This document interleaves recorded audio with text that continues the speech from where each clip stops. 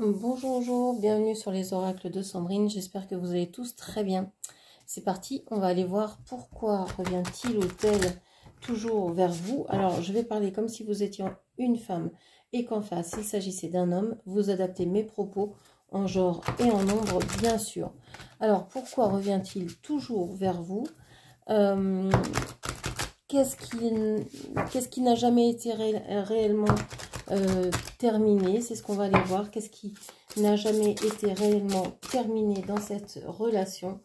On vous parle ici de l'archange Michael. Vous travaillez le matin, vous travaillez main dans la main avec ce puissant archange qui vous protège et vous guide dans cette situation. Alors, peut-être que votre autre, je vais allumer ici, voilà, peut-être que votre autre s'appelle Michael ou un dérivé, hein, Mika, Michel, etc. On peut aussi penser que c'est quelqu'un qui vous protège ou qui se sent protégé dans cette relation. Lorsqu'il est avec vous, cette personne se sent complètement protégée. On va aller voir un petit peu plus. Je pense que c'est quelqu'un qui se sent en sécurité avec vous, qui se sent rassuré, qui se sent pris en considération.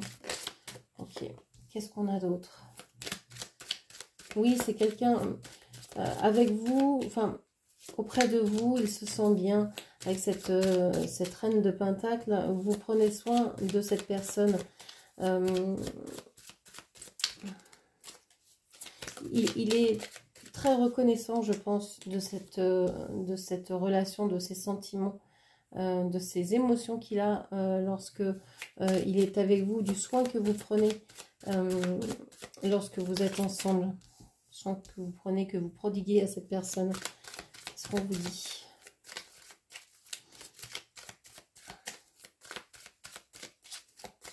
Est-ce qu'on a autre chose, s'il vous plaît? Est-ce qu'on a d'autres... Alors, j'ai une carte ici qui s'est retournée.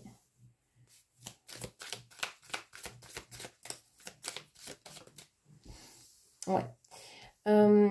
Pour moi, cette personne, elle revient vers vous parce que ce qui n'a pas été fini, ce qui n'a pas été terminé, ce qui n'a pas été vécu, c'est que cette personne, elle sait que vous prenez soin du lien, que vous travaillez à ce lien, que vous nourrissez ce lien, que vous prenez soin de votre autre. Mais elle rêve peut-être d'une vie de famille, mais ça n'est pas possible dans le concret, ça n'a jamais été possible dans le concret. Alors vous avez peut-être été déjà en lien, en couple ou quoi, mais ça a toujours été quelque chose de secret ou de caché ou quelque chose peut-être qui n'a pas été véritablement mis au grand jour. Ça peut être été la nuit ou à distance ou sporadiquement. Et cette personne pense que cette relation est en fait comme dans un rêve, comme quelque chose de non réalisable, de non concrétisable dans cette vie. C'est pour ça qu'il revient, parce que c'est un rêve, ça correspond à un rêve. Vous êtes la personne de ses rêves, mais en même temps, cette personne a du mal à concrétiser tout ça. Se dit peut-être aussi qu'il n'est pas à la hauteur de ce lien. Il y a du dénigrement dans ce lien-là, qui ne vous mérite pas, qui ne mérite pas ce lien. Donc il y a de l'auto-sabotage, c'est quelqu'un qui va peut-être se contenter de moins de bonheur que ce que vous pourriez lui offrir. Donc c'est une personne qui est tentée quand même parce que vous offrez beaucoup, elle le sait, et il aurait bien envie de goûter à ce bonheur-là. C'est pour ça qu'il revient à chaque fois, parce que c'est quand même assez plaisant. Il a envie de concrétiser ça avec vous, il a vraiment envie de le faire.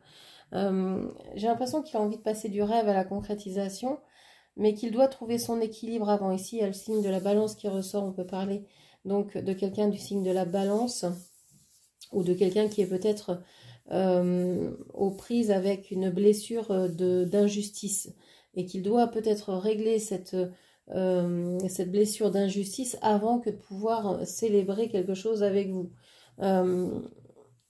Alors, qu'est-ce qui n'a jamais été terminé ici? Ben, c'est en fait, vous vous aimez, vous êtes en contact d'une façon ou d'une autre, vous avez envie de concrétiser des choses ensemble, il y a un lien, mais on voit que il y a quelqu'un qui dénigre ce lien parce qu'il se dénigre soi-même, il pense que c'est pas réalisable. Ok.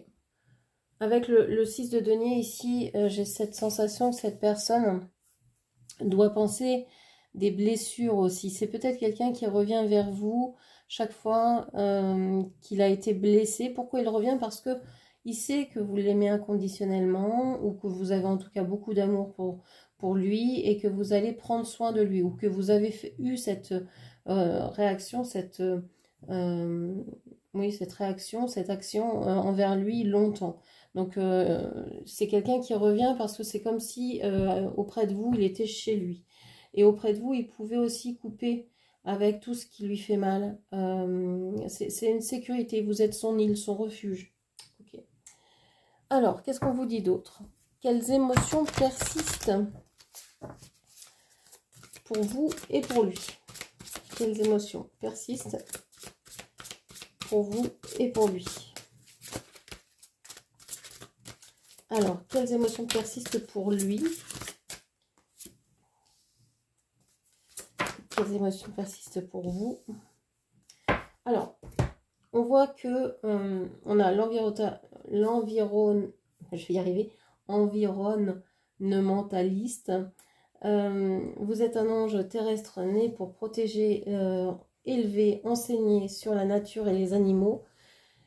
Ici, je pense que votre autre est en lien avec beaucoup de gens, que ce soit la famille, les amis, que ce soit au niveau de son travail. Il est entouré de beaucoup de monde. Et que c'est ça qui bloque le lien. On va aller voir, mais je pense que c'est l'environnement dans lequel baigne votre autre qui bloque en fait la réalisation possible de ce lien. Et puis vous, on voit que vous êtes en force, vous avez envie que ce lien se concrétise, vous avez envie d'être en lien avec votre autre, au moins, ou d'être en communication avec. Il y a quelque chose de l'ordre de, vous avez envie vraiment, donc vous forcez peut-être le lien. On vous dit, tout ce que vous avez expérimenté au cours de votre vie vous a donné la force et le courage. Vous, c'est en vous que vous puisez la force et le courage, et votre autre, c'est dans son environnement. Donc c'est pour ça qu'il ne veut pas non plus quitter cet environnement qui peut être le dessert, mais qui est aussi sa force. En tout cas, c'est ce qu'il croit.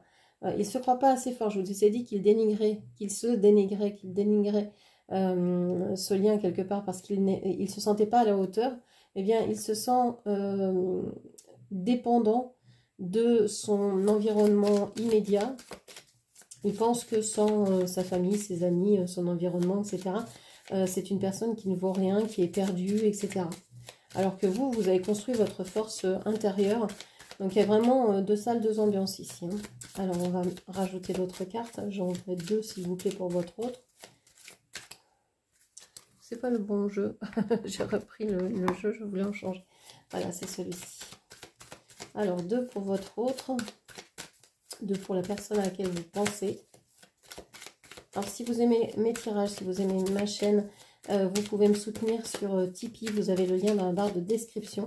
Merci de liker, de commenter, de partager cette vidéo et bien sûr de vous abonner. Tout ça, ça m'aide à me faire connaître, à faire grandir ma chaîne. Donc merci pour vous. Merci à vous, pardon. Alors, on a le 5 de denier. C'est une personne qui a peur de tout perdre en fait. C'est une personne qui a peur, je crois qu'il y en a une, voilà. C'est une personne qui a peut-être tout perdu et donc qui se raccroche à son environnement. On a encore ici la 4 de bâton, mais on voit que cette personne, elle a envie de sécurité, elle a envie de se poser, elle a envie de s'installer en fait. Alors, quelle émotion persiste ici dans ce lien, dans cette relation? Eh bien, on voit que cette personne est dans un mauvais environnement, ou dans un environnement qui ne la porte pas en tout cas vers vous. C'est peut-être une personne qui a tout perdu ou qui se sent comme ça, hein. C'est possible aussi que ce soit juste une représentation de sa part, mais c'est possible aussi que ce soit véritablement dans le concret une personne qui a perdu son emploi, qui a perdu, je ne sais pas, une autre relation, etc., etc., qui a perdu certaines choses et qui cherche de la stabilité. Et comme c'est un lien très fort que le vôtre, ce lien est rassurant parce qu'il est là depuis quelque temps, peut-être depuis toujours, peut-être depuis longtemps, peut-être depuis plusieurs vies, etc. Donc c'est rassurant, mais quelque part c'est quelque chose qui fait beaucoup travailler aussi, qui guérit les blessures, mais pour guérir les blessures, évidemment, eh ben, il va falloir se mettre au taf, quoi. Et c'est peut-être quelque chose qui peut effrayer votre autre, parce que vous êtes toujours en train de pointer exactement ce sur quoi il doit travailler, et il vous trouve tellement forte qu'il pense que vous ne pouvez rien il ne peut rien vous apporter, en fait. Que si vous étiez avec cette personne, ce serait peut-être refuser une vie de rêve que vous pourriez avoir sans lui. Voilà, c'est un peu la mentalité qu'a cette personne. Et ça reste dans ce lien, et c'est ça qui ne permet pas à cette personne de vous rejoindre. Et vous, alors, quelles sont les émotions qui persistent pour vous? On a ici la nostalgie, la 6 de coupe.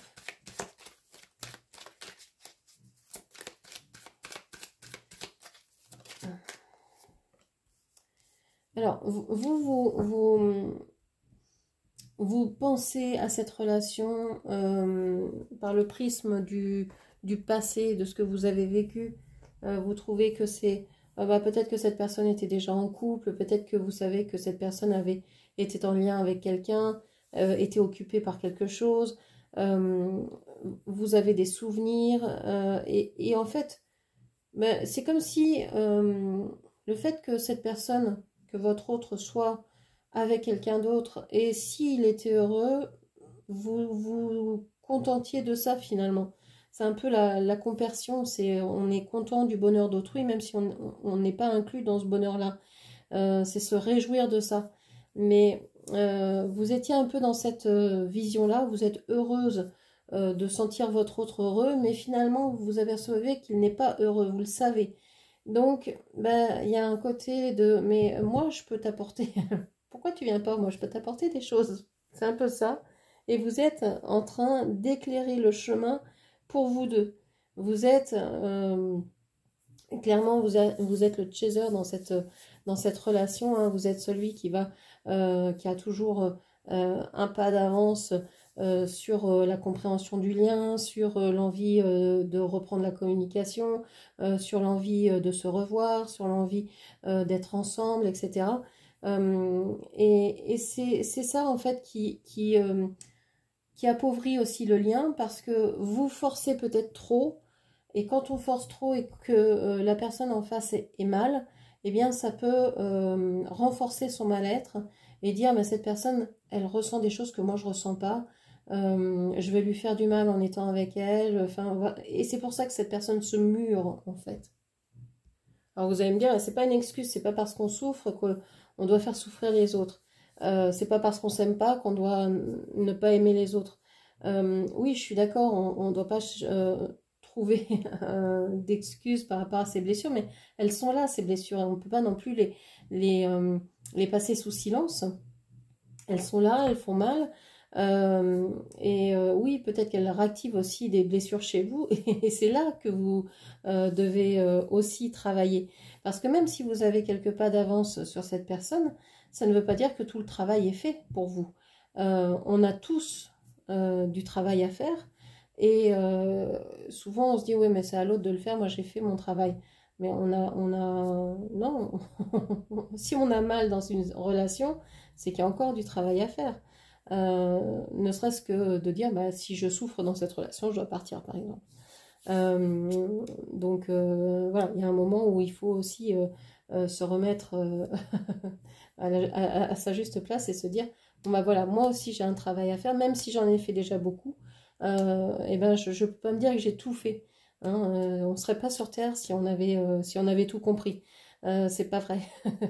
Donc, nous ne sommes pas que lumière non plus. Donc, acceptons ça et travaillons sur nous. Voilà. Je m'inclus dedans.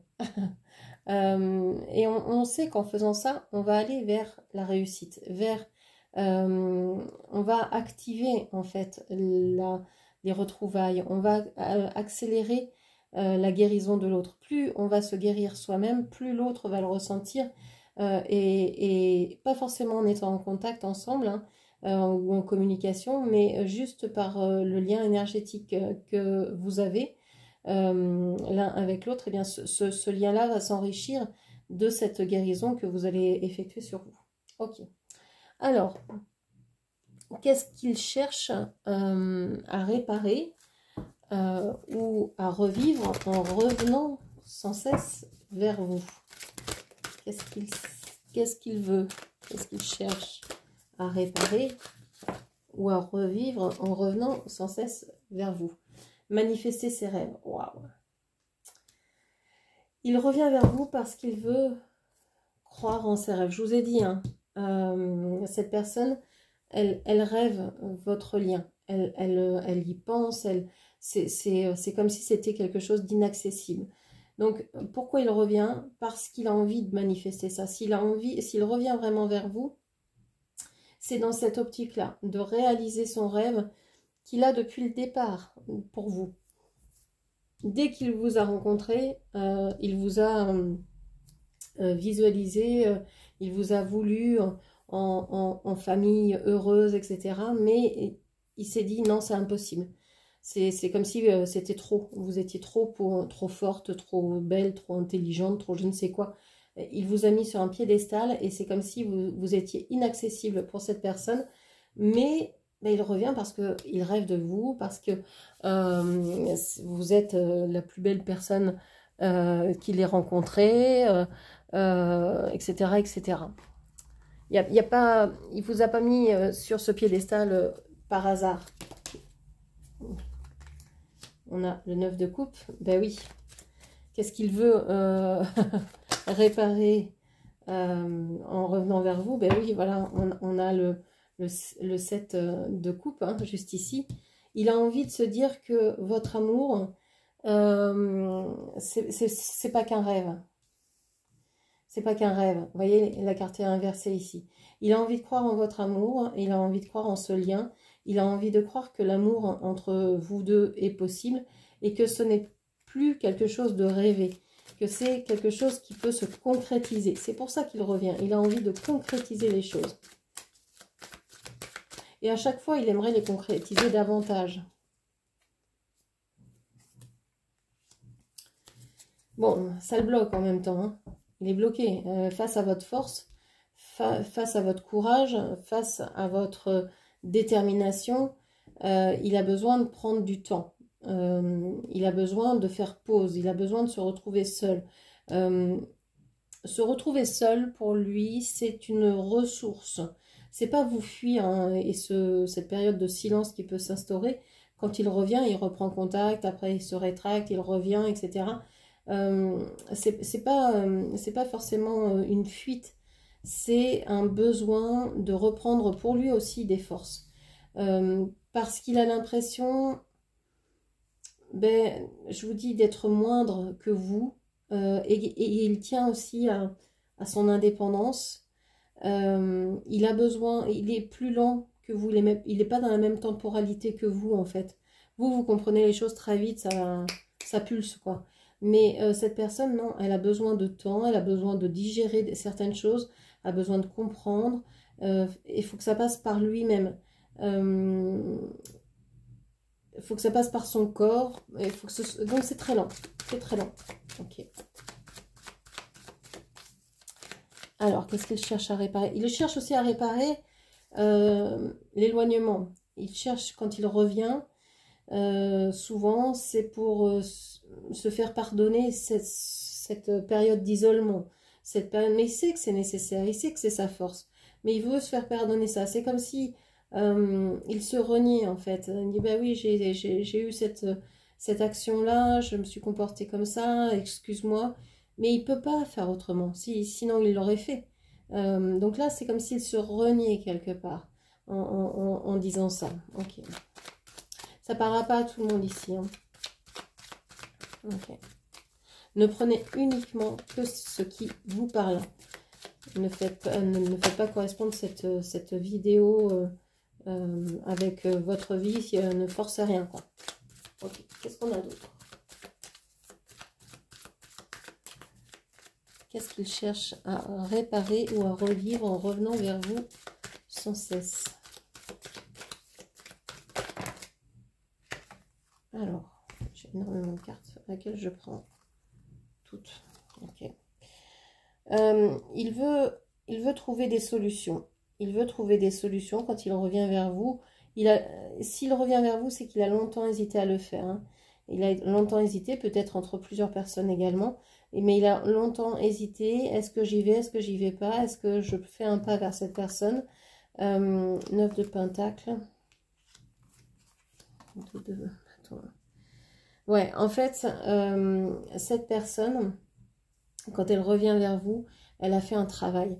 Elle a fait un travail, elle a quitté tout ce qui ne lui correspondait plus, tout ce qu'elle a construit.